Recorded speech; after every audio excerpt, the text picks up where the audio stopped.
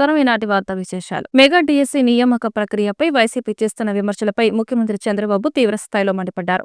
డిఎస్సిలో 1% కూడా అవినీతి జరగలేదని, జరగనివ్వబోమని ఆయన స్పష్టం చేశారు.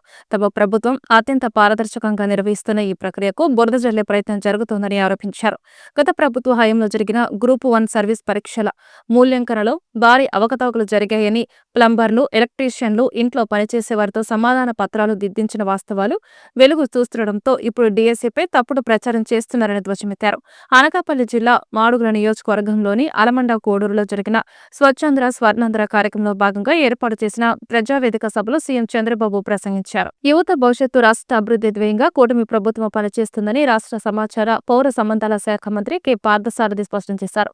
ఏటా జాబ్ క్యాలెండర్ విడుదల చేస్తూ యువతకు కూటమి ప్రభుత్వం అండగా నిలుస్తోందని పేర్కొన్నారు. రాష్ట్ర పరిపాలనలో ఏపీఎస్సీ ద్వారా ఎంపికయ్యే అధికారుల పాత్ర అత్యంత కీలకమని ఆయన వివరించారు. శనివారం రాజధాని అమరావతిలో మంత్రి పార్థసారథి విలేకరులతో మాట్లాడుతూ కూటమి ప్రభుత్వం నిర్వహించిన మెగా డిఎస్సిపై వైసీపీ చేస్తున్న విమర్శలను తిప్పికొట్టారు. గత ప్రభుత్వంలో నిర్వహించిన ఏపీఎస్సీ అక్రమాల గురించి ప్రజల దృష్టి మళ్లించడానికి కూటమి ప్రభుత్వం పారదర్శకంగా నిర్వహించిన మెగా డిఎస్సిపై తప్పుడు ఆరోపణలు చేస్తున్నారంటూ వైసీపీ నేతలపై ఆయన నిప్పులు చెరిగారు. గొడ్డలి పోటుకి, గుండెపోటుకి ఎంత తేడా ఉందో గత వైసీపీ ఏపీఎస్సీకి, నేటి కూటమి ప్రభుత్వం నిర్వహించిన మెగా డిఎస్సికి అంత తేడా ఉందంటూ ఆ పార్టీ నేతలకు చురకలంటించారు. ఏపీఎస్సీకి దీనికి పోలిక సరికాదని చెప్పేసి మనం చేస్తాను. ఏపీఎస్సీకి సంబంధించి కోర్టు చివాట్లు పెడతమే కాకుండా అనేక సూచనలు చేసి మార్పులు చేయమని చెప్పేసి కూడా ఏపీఎస్సీలో జరిగిన తప్పుల్ని ఎత్తి చూపించినా కూడా దున్నపోతు మీద వాన పడినట్లు వైఎస్ఆర్ కాంగ్రెస్ పార్టీ, ఆ గొడ్డలి పార్టీ నాయకుడు వ్యవహరిస్తున్న తీరు చూస్తుంటే అర్థమవుతుందని చెప్పేసి మనం చేస్తా ఉన్నాను. డిఎస్సికి సంబంధించి ఏ కోర్టు కూడా ఎక్కడా తప్పు జరిగిందని చెప్పేసి చెప్పలేదు. డిఎస్సికి సంబంధించి అన్ని విధాల ప్రయత్నం చేసి దాదాపు 16,500 మంది యువతీ యువకుల ఉద్యోగ అవకాశాలను దెబ్బకొట్టడానికి దాదాపు 300 కేసులు కోర్టుల్లో తమ వ్యక్తుల ద్వారా కోర్టులు వ్యాజ్యాలు వేయించి దీన్ని ఆపటానికి ప్రయత్నం చేసినా కూడా ఆఖరికి గౌరవ హైకోర్టు వారు మీరు వేస్తున్న ఈ కేసుల్లో ఏదో కుట్రకోణం దాగున్నట్టు కనపడుతుంది అని చెప్పే విధంగా వ్యాఖ్యానించిందంటే వారి నైజం కానివ్వండి, డిఎస్సి నిర్వహించిన తీరును కానీ ప్రజలు అర్థం చేసుకోవాలని చెప్పేసి ఈ సందర్భంగా నేను మనవి చేస్తా ఉన్నాను. ఏ విధంగా అయితే గొడ్డలి పోటుని తప్పుదో పట్టించడానికి కుట్లు వేసి గుండెపోటు అని చెప్పేసి ప్రజలను నమ్మించడానికి ప్రయత్నం చేశారో, డిఎస్సి విషయంలో మీరు ఎన్ని ప్రయత్నాలు చేసినా కూడా మీకు ఎక్కడా కూడా ఆధారాలు లభ్యం కాలేదని చెప్పేసి మనం చేస్తాను. కోర్టులు కూడా దీని మీద 300 కేసులను కూడా మరి రిజెక్ట్ చేసిన విషయాన్ని కూడా గుర్తించాలని చెప్పేసి నేను మనవి చేస్తా ఉన్నాను. రాజ్యాంగబద్ధంగా పార్లమెంటు ద్వారా, అసెంబ్లీ ద్వారా స్థాపితమైన యూపీఎస్సీ, ఏపీఎస్సీ సంస్థలంటే ఈ దేశ ప్రజలకి, ప్రత్యేకంగా యువతి యువకులకి గొప్ప విశ్వాసం. ఈ సంస్థల ద్వారా జరుగుతున్న ప్రధాని మోదీ ప్రభుత్వంలో వికసిత భారత్ 2047 వైపు అడుగులేస్తున్నామని, వికసిత భారత్ యువతతోనే సాధ్యమవుతుందని Goa CM Pramod Sawant, AP BJP chief Madhav అన్నారు. దేశ రాజకీయాల గురించి యువత ఆలోచించాలని, ప్రధాని మోదీని స్ఫూర్తిగా తీసుకుని ముందుకు సాగాలని పిలుపునిచ్చారు. యువత రాజకీయాల్లో చురుకైన పాత్ర పోషించడం, దేశ భవిష్యత్తు నిర్మాణంలో యువ నాయకత్వం, భాగస్వామ్యం 2047 నాటికి వికసిత భారత లక్ష్య సాధన వంటి అంశాలతో భారతీయ జనతా యువమోర్చా ఆంధ్రప్రదేశ్ ఆధ్వర్యంలో Viksit Bharat 2047 young political leaders dialogue కార్యక్రమం నగరంలోని ఆర్కిటెక్చర్ కాలేజ్ నందు నిర్వహించడం జరిగింది. ఈ కార్యక్రమంలో Goa CM Pramod Sawant, AP BJP chief PVN Madhav, MLA Sujana చౌదరితో కలిసి పాల్గొన్నారు. ఈ సందర్భంగా ప్రమోద్ సావంత్ మాట్లాడుతూ వికసిత భారత లబ్ధిదారుల ప్రస్తుత యువత అని, యువత పాలిటిక్స్ లోకి రావాలనేది పెద్ద ప్రశ్నగా మారిందన్నారు. యువత 40 వయసు తర్వాత పాలిటిక్స్ లోకి రావాలని తన అభిప్రాయాన్ని వ్యక్తం చేశారు. We are fine near. He is sitting before us. He became the Chief Minister, 13th Chief Minister of Goa. So I heartily welcome Sri Pramod Savanji. I closely worked with him in Bharatiya Janata Yuva Morcha. He was our treasurer, national treasurer. I was secretary. So both of us traveled around the country also. So lots of memories are there. A young leader becoming CM of a great state called Goa. So we are very fortunate that he is here as a chief guest to inaugurate our inaugural session. So I welcome Pramod Savanji from bottom of my heart for coming over here. Coming from Goa to Vijayawada is a tiresome journey because he has to travel to another city. From there he has to come. So for that also I thank Pramod ji. అలాగే ఇవాళ మన వేదిక పైన ఉన్న సుజనా చౌదరి గారు అలాగే కామినేని శ్రీనివాస్ గారు ఇద్దరు కూడా కేవలం పొలిటీషియన్సే కాదు, వాళ్ళు కూడా వాళ్ళ యొక్క ప్రారంభ దిశలో అనేక రకాల ప్రయోగాలు చేసి అనేక రకాల పనులు చేసి సుజనా చౌదరి గారు is the #1 MLA in our Andhra Pradesh out of 175. The kind of transformation he brought in this is constitution లో ఏవైతే ప్రాక్టీసెస్ చేశారు best practices that any MLA can do. So ఆ విధంగా చేసిన సుజనా చౌదరి గారికి అలాగే కామినేని శ్రీనివాస్ గారు, ఆయన హెల్త్ మినిస్టర్ గా ఉన్నప్పుడు అనేక రకాల ఇనిషియేటివ్స్ తీసుకొచ్చారు. అటువంటి కామినేని శ్రీనివాస్ గారు అలాగే ఇవాళ ఈ కార్యక్రమం ఇక్కడ ఇంత బాగా జరుగుతుందానికి కారణం మా సునీల్ రెడ్డి గారు, భారతీయ జనతా యువ మోర్చా రఘునందన్ జీ. I welcome Raghunandan ji. రఘునందన్ రావు గారు మనందరికీ తెలుసు, ఆయన ఎంపీగా గెలిచి ఆయన్ని వేదిక పైకి రావాల్సిన కోరుతున్నా. సో ఆ విధంగా ఆయన కూడా ఒక successful politician, before that successful advocate. So Raghunandan Rao గారు కూడా వెల్కమ్ చేస్తున్నాం. అలాగే మా సునీల్ రెడ్డి గారు యువ మోర్చా స్టేట్ ప్రెసిడెంట్, అలాగే మమ్మల్ని అందరినీ ఇంట్రడక్షన్ చేసిన శ్రీమతి సింధు గారు యువ మోర్చా యొక్క స్టేట్ వైస్ ప్రెసిడెంట్. అలాగే అనేక మంది పెద్దలు ఉన్నారు, అలాగే మీడియా మిత్రులు, అలాగే youngsters who have come from all over the Andhra Pradesh. మీ అందరికీ కూడా స్వాగతం, సుస్వాగతం. సో ఇవాళ మన సెషన్స్ అనేక రకాలుగా ఈ యొక్క సెషన్ ఉండబోతున్నాయి. అనేక మంది ప్రముఖులు మనకి అనేక రకాల విషయాలు చెప్పబోతున్నారు. ఇవాళ ఏదైతే వికసిత భారతం అని చెప్పి ఒక మాట మాట్లాడుతున్నారో, ఇది ఆజాదీ కా అమృత కాల సమయంలో ఈ యొక్క ఆలోచన ముందుకు రావటం జరిగింది. సుమారు 2021 ఏదైతే 75 years ఆఫ్ ఇండియన్ ఇండిపెండెన్స్ ఏదైతే ఉందో దాని పెద్ద ఎత్తున దుర్గగుడికి వచ్చే భక్తులకు స్వచ్ఛమైన ఆహ్లాదకరమైన వాతావరణాన్ని అందించడంలో శానిటేషన్ మరియు సెక్యూరిటీ సిబ్బంది పాత్ర కీలకమని శ్రీ దుర్గా మల్లేశ్వర స్వామివారి దేవస్థాన ఈవో సేనా నాయక్ స్పష్టం చేశారు. మన ఆంధ్రప్రదేశ్ను స్వచ్ఛ ఆంధ్రప్రదేశ్గా తీర్చిదిద్దేందుకు ప్రతి ఒక్కరూ అంకిత భావంతో పనిచేయాలని పిలుపునిచ్చారు. శ్రీ దుర్గా మల్లేశ్వర స్వామివార్ల దేవస్థానం ఈవో శ్రీ వికే సిరనాయక్ ఆధ్వర్యంలో శనివారం ఇంద్రకీలాద్రిపై స్వచ్ఛత హీ సేవా కార్యక్రమం అత్యంత భక్తి శ్రద్ధలతో బాధ్యతాయుతంగా నిర్వహించబడింది.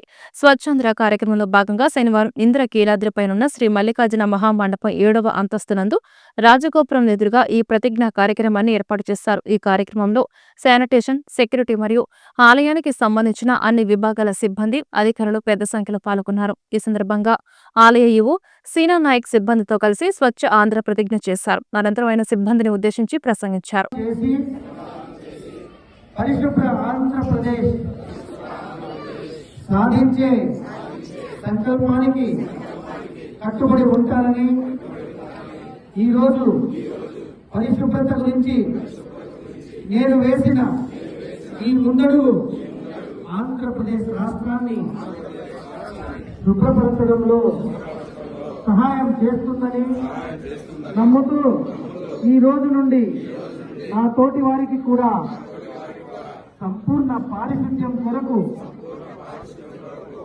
బహిరంగ మలమూత్ర విసర్జన నుండి విముక్తి కొరకు విధిగా గృహ మరియు సామూహిక మరుగుదొడ్డి రాష్ట్ర ముఖ్యమంత్రి నారా చంద్రబాబు, మంత్రి నారా లోకేష్ పై జేబీఎం భారత పార్టీ వ్యవస్థాపక అధ్యక్షులు జడా శ్రావణ్ కుమార్ తీవ్ర స్థాయిలో ధ్వజమెత్తారు. విజయవాడ గాంధీనగర్ జేబీఎంలో భారత పార్టీ రాష్ట్ర కార్యాలయం నందు ఆయన మీడియా సమావేశం నిర్వహించారు. ఈ సందర్భంగా ఆయన మాట్లాడుతూ రాష్ట్ర ప్రభుత్వం ఆదానికి ప్రభుత్వ భూములను కట్టబెడుతుందని ఆరోపించారు.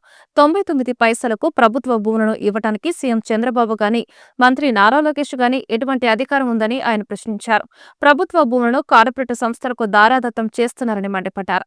ప్రభుత్వ భూములను ఎవరికీ వెళ్లనివ్వమని, రేపు తమ ప్రభుత్వ అధికారంలోకి వచ్చినప్పుడు ప్రజలందరికీ ప్రభుత్వ భూములను పంచిపెడతామని స్పష్టం చేశారు. కూటమి ప్రభుత్వం ప్రభుత్వ భూములను కార్పొరేట్ సంస్థలకు దారాదత్తం చేయడాన్ని జేబీఎంరావు భారత పార్టీ ఖండిస్తుందని, న్యాయం జరిగే వరకు తమ పోరాటం కొనసాగుతుందని స్పష్టం చేశారు. ఇటుకరాయి వేస్తే నీ పోరాటం చేస్తా, నా భూమిలో ఎవరైనా అడుగు పెడితే నీ పోరాటం చేస్తా. పక్కన 100 ఎకరాలు పోతే నాకెందుకంటే నేను అన్నా, మరి మీరు పెద్ద సామాజికవేత్త కదండి అంటే, అవును సార్, ఎవరికైనా సమస్య అంటూ వస్తే ఎంఆర్ఓ ఆఫీస్కి వెళ్తాను, ఎవరికైనా కేసు రిజిస్టర్ చేయకపోతే పోలీస్ స్టేషన్కి వెళ్తాను తప్ప ప్రభుత్వ భూములు అమ్మేసుకుంటే మనం ఆడ ఫైట్ చేస్తాం సార్, మనకేంటి సంబంధం అన్నాడు. నాకు ఎంత ఆశ్చర్యం అనిపించింది అంటే, that is what the exactly point of government. ఈ బలహీనతని మాత్రమే, కేవలం ఈ బలహీనతని ఆసరాగా చేసుకొని ప్రభుత్వ భూములని అమ్మిన, ప్రభుత్వ భూములని విధ్వంసం చేసిన, ప్రభుత్వ భూములను తమ సొంత ప్రయోజనాల కోసం సేల్ డీడ్లు చేసి అమ్మిన ఎవ్వరూ మాట్లాడరు, ఎవరు ప్రజా ప్రయోజన వ్యాజ్యాలు వెయ్యరు, ఎవరు అగ్రీవ్డ్ పార్టీ ఉండరు. కాబట్టి ఇష్టానుసారంగా వేల కోట్ల రూపాయలు ప్రభుత్వాలు సంపాదించడానికి ఒకే ఒక్క మార్గం ప్రభుత్వ భూముల విచ్చలవిడిగా ప్రజాస్వామ్య విలువలను తొంగలో దొక్కి ప్రభుత్వ భూములను తమ సొంత ప్రయోజనాలు, తమ సొంత వారికి, తమ అనుచరులకి అమ్మేసుకోవటం. ఇది నారా లోకేష్ అధ్యక్షతన చంద్రబాబు నాయుడు డైరెక్షన్లో కథా స్క్రీన్ ప్లే దర్శకత్వం శ్రీ నారా చంద్రబాబు నాయుడు గారు ముఖ్యమంత్రి, పర్యవేక్షణ పూర్తి స్థాయి అజమాయిషి శ్రీ నారా లోకేష్. దీనికి కూర్పు వెనక నుంచి డైలాగులు పవన్ కళ్యాణ్ గారు, శ్రీ గొన్నితల పవన్ కళ్యాణ్ గారు, మాజీ ఉప ముఖ్యమంత్రి ఆంధ్రప్రదేశ్ రాష్ట్రం. కింద క్యాప్షన్లు ఎక్కడుంటాడో తెలియదు, ఏం చేస్తాడో తెలియదు. కింద క్యాప్షను ఎక్కడ ఉంటాడో తెలియదు, ఏం చేస్తాడో తెలియదు. ఈరోజు కేరళ వెళ్ళారంట. కేరళ నుంచి రేపొద్దున పులులు, సింహాలు సందర్శించే ఇంకొక సౌత్ ఆఫ్రికా అడవులకు కూడా వెళ్ళొచ్చు మానసిక ప్రశాంతత కోసం. చెప్పలేం. ఆరోగ్యం ప్రశాంతత కోసం, ఫిజికల్ ఆరోగ్యం ప్రశాంతత కోసం కేరళ వెళ్ళారు. విజయవాడ ఇంద్రకీలాద్రిపై వెంచేసి ఉన్న జగన్మాత శ్రీ కనకదుర్గ అమ్మవారిని గోవా ముఖ్యమంత్రి ప్రమోద్ సావంత్ దర్శించుకున్నారు. ఆలయానికి విచ్చేసిన ఆయనకు దేవస్థాన ధర్మకర్తలి మండలి చైర్మన్ బొర్రా రాధాకృష్ణ మరియు కార్యనిర్వహణాధికారి వికే సీనా నాయక్ అత్యంత ఘనంగా స్వాగతం పలికారు. అమ్మవారి దర్శనం అనంతరం వేద పండితులు ఆయనకు ఆశీర్వచనం అందించగా ఆలయ చైర్మన్ మరియు ఈవో కలిసి ముఖ్యమంత్రికి శేషవస్త్రం, అమ్మవారి పవిత్ర చిత్రపటాన్ని మరియు తీర్థ ప్రసాదాలను బహూకరించారు.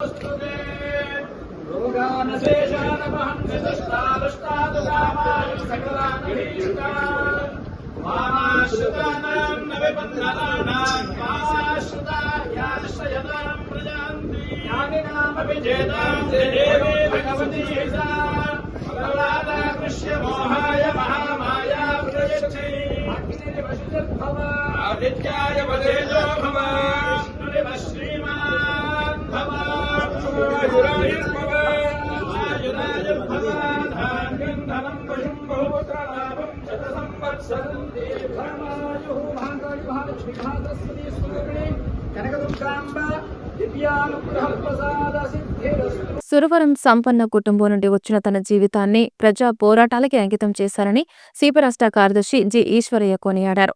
నల్గొండ ఎంపీగా మహాత్మా గాంధీ జాతీయ గ్రామీణ ఉపాధి హామీ చట్టం రూపకల్పనలో ఆయన కీలక పాత్ర పోషించారని తెలిపారు. ప్రజా పోరాటాల ద్వారా ఆధునిక రాజకీయ రంగంలో కూడా భారత కమ్యూనిస్టు పార్టీకి అంటూ సుస్థిర స్థానాన్ని లిఖించిన ప్రజా పోరాట దీప్తి కామ్రేడ్ సురవరం అని సిపి నాయకులు కొనియాడారు.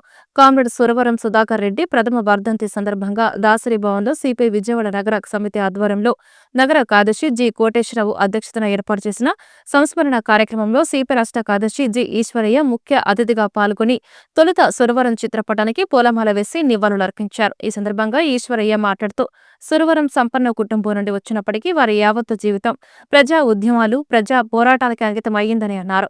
కామ్రేడ్ సురవరం విద్యార్థి సమైక్య జాతీయ ప్రధాన కార్యదర్శిగా, యువజన సమైక్య ప్రధాన కార్యదర్శిగా, వయోజన ఓటు హక్కు సాధనలో ఆయన చేసిన పోరాటాలు ప్రధాన భూమిక పోషిస్తాయి అనడంలో ఎటువంటి సందేహం లేదు. కమ్యూనిస్టు పార్టీ సిపిఐ పూర్వ ప్రధాన కార్యదర్శి కామ్రేడ్ సురవరం సుధాకర్ రెడ్డి గారు మరణించి సంవత్సరం అయినటువంటి సందర్భంగా వారి 1వ వర్ధంతి సభను విజయవాడలో భారత కమ్యూనిస్ట్ పార్టీ సిపిఐ నేతృత్వంలో పెద్ద ఎత్తున నిర్వహిస్తూ ఉన్నాం.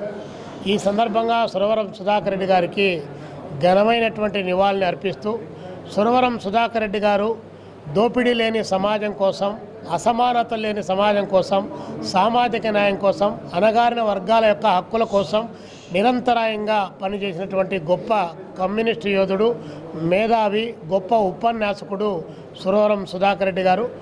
ఈ సందర్భంగా సురవరం సుధాకర్ రెడ్డి గారు ఏ దోపిడీ లేని సమాజం అయితే, ఏ అంతరాలు లేని సమాజం అయితే ఆశించారో అది నేటికి కూడా అమలు కానటువంటి దశలో నేడున్నటువంటి కమ్యూనిస్టులు, యువతరము వారి ఆశయాలను పునికి పుచ్చుకొని భవిష్యత్తులో ఆ సమాజ నిర్మాణం కోసం నిరంతరాయంగా పనిచేయాలని చెప్పేసి ఈ సందర్భంగా విజ్ఞప్తి చేస్తూ ఉన్నాం.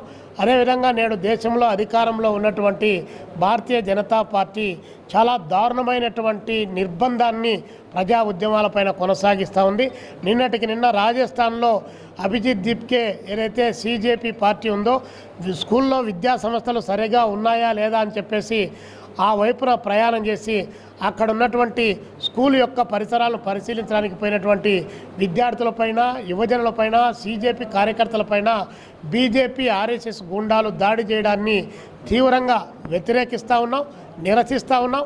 అంటే మీ దగ్గర సౌకర్యాలు సరిగా లేవు, మీరు ఇచ్చిన వాగ్దానాలు అమలు కాలేదని చెప్పేసి ప్రభుత్వానికి విజ్ఞప్తి చేయడానికి పోతే కూడా ఇంత దారుణంగా ఈ దేశంలో దాడులు చేస్తారని చెప్పి మేము అడుగుతా ఉన్నాం.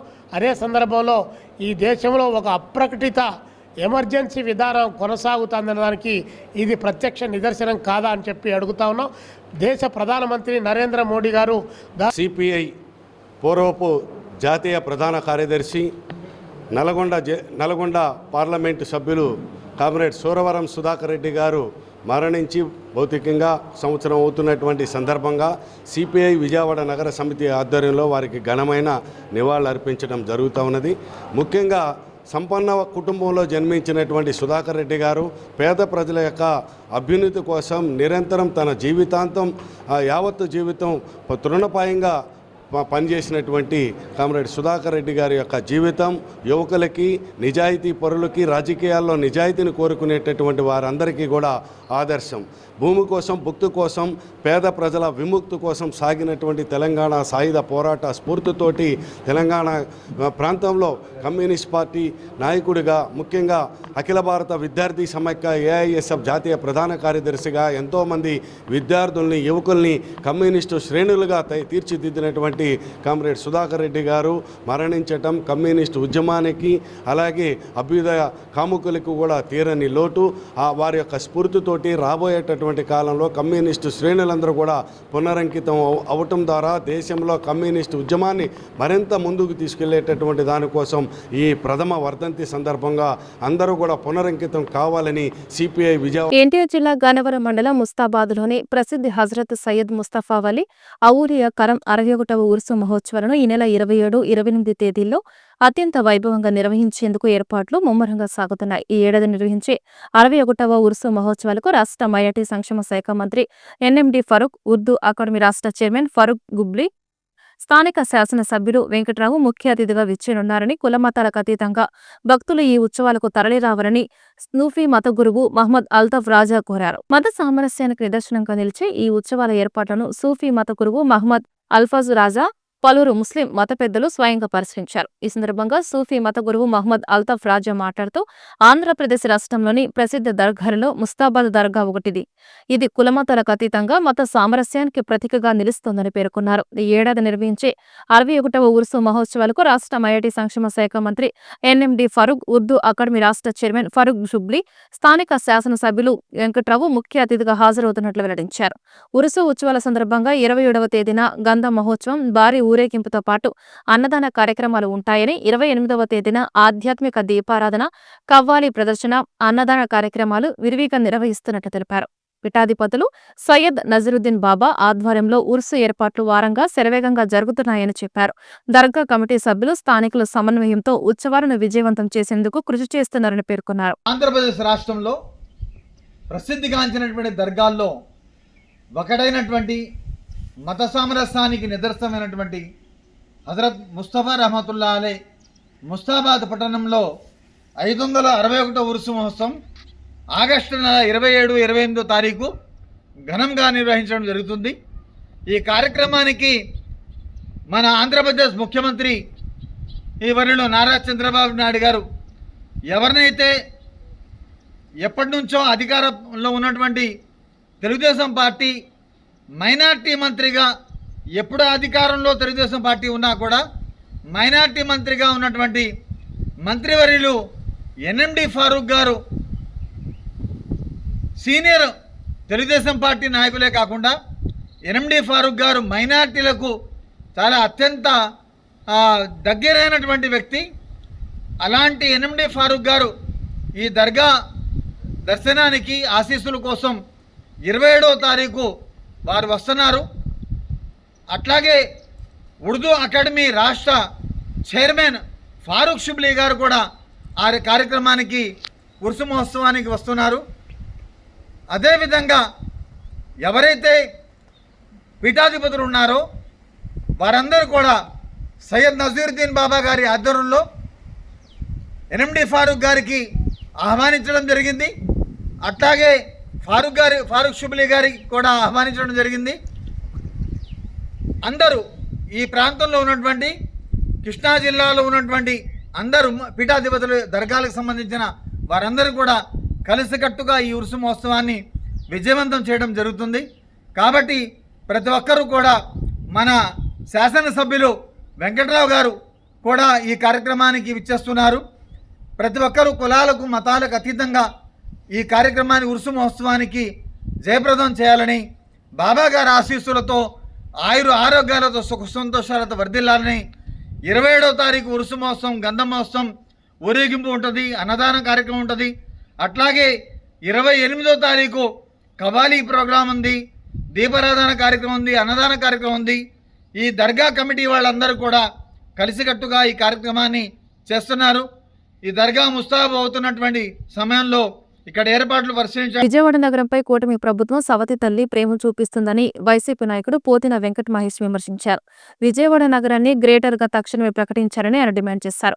గ్రేటర్ విజయవాడగా అభివృద్ధి పరచకుండా స్థానిక సంస్థల ఎన్నికలు నిర్వహిస్తే అభివృద్ధి జరగదని ఆయన అన్నారు. రాజధాని నగరమైన విజయవాడ అభివృద్ధి చెందాలి అంటే తక్షణమే గ్రేటర్ గా ప్రకటించారన్నారు. నగరాన్ని గ్రేటర్ గా ప్రకటించకుండా వార్డులు పెంచడం వల్ల ప్రయోజనం ఏమిటి అని ఆయన ప్రశ్నించారు. 64 వార్డులను 86 వార్డులు చేస్తే అభివృద్ధి జరుగుతోందా అని నిలదీశారు. విజయవాడ నగరానికి గ్రేటర్ గా ప్రకటించాలని డిమాండ్ చేస్తూ ప్రజలతో కలిసి శాంతియుత నిరసన ర్యాలీ నిర్వహించనున్నట్లు ఆయన తెలిపారు. అభివృద్ధి మీద సవతి తల్లి ప్రేమ చూపిస్తున్నటువంటి కూటమి పార్టీ ఈ రోజున విజయవాడ నగర ప్రజలకి సమాధానం చెప్పాలి.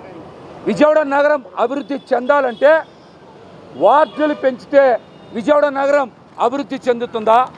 విజయవాడ నగర హద్దులు పెంచితే విజయవాడ నగరం అభివృద్ధి చెందుతుందో సమాధానం చెప్పాలి. 64 వార్డుల్ని 86 వార్డుల కింద పెంచితే విజయవాడ నగర ప్రజలకి ఏం ఉపయోగమో కూడా కూటమి ప్రజాప్రతినిధులు సమాధానం చెప్పాలి. వార్డులు పెంచితే విజయవాడ నగరం అభివృద్ధి చెందుతుందా చెందదా? వార్డులు పెంచితే విజయవాడ నగరానికి ఏమైనా ప్రయోజనం ఉందా లేదా? లేకపోతే గ్రేటర్ విజయవాడ చేస్తే విజయవాడ నగరానికి ప్రయోజనమా? కూటమి ప్రజాప్రతినిధులు, అధికారులు సమాధానం చెప్పాల్సిన బాధ్యత ఈ రోజున వాళ్ళ మీద ఉంది. వార్డులు పెంచితే ఎవరికి లాభం? వార్డులు పెంచితే రాజకీయ నిరుద్యోగులకి, రాజకీయాల్లో ఉండేటువంటి కొంతమంది నాయకులకి ప్రయోజనం ఉంటుంది, కానీ విజయవాడ నగర ప్రజలకి ఏం ప్రయోజనమో కూడా ఈ రోజున Telugu Desam party, BJP party, Janasena party సమాధానం చెప్పాల్సినటువంటి బాధ్యత ఉంది. వార్డులు పెంచితే అభివృద్ధి వికేంద్రీకరణ జరుగుతుందా, అవినీతి వికేంద్రీకరణ జరుగుతుందో కూడా ఈ రోజున కూటమి ప్రజాప్రతినిధులు సమాధానం చెప్పాల్సినటువంటి బాధ్యత ఉంది. వార్డులు పెంచితే అభివృద్ధి జరుగుతుందా జరగదా? దీని మీద ఖచ్చితంగా స్థానిక ఎంపీ కేస్టిఎన్ చిన్ని గారు, అదేవిధంగా ఎమ్మెల్యేలు కూడా సమాధానం చెప్పాలి. ఎమ్మెల్యేలు కూడా సమాధానం చెప్పాలి. వార్డులు పెంచితే ఏమైనా ఉద్యోగాలు వస్తాయా?